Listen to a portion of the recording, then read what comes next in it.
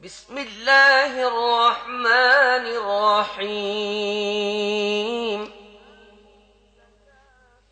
ألهاكم التكاثر حتى زرتم المقابر ألهاكم التكاثر حتى زرتم المقابر كلا سوف تعلمون كلا سوف تعلمون ثم كلا سوف تعلمون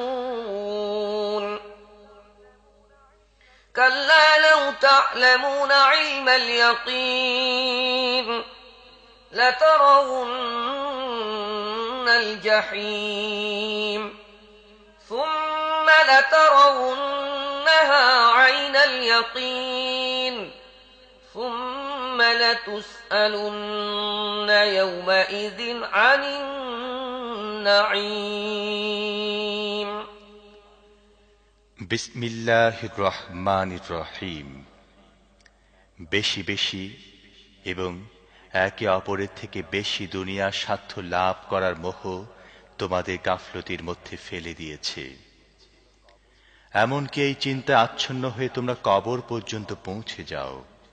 কখনো না, শীঘ্রই তোমরা জানতে পারবে। আবার শুনে নাও, কখনো না, শীঘ্রই তোমরা জানতে পারবে। কখনো না, যদি তোমরা নিশ্চিত জ্ঞানের ভিত্তিতে এই আচরণের পরিণাম জানতে, তাহলে তোমরা এই ধরনের কাজ করতে না। তোমরা জাহান্নাম দেখবে। আবার শুনে নাও, তোমরা একেবারে স্থির নিশ্চিত ভাবে তা দেখবে। তারপর অবশ্যই সেদিন তোমাদের এই নিয়ামতগুলো সম্পর্কে জিজ্ঞাসাবাদ করা হবে।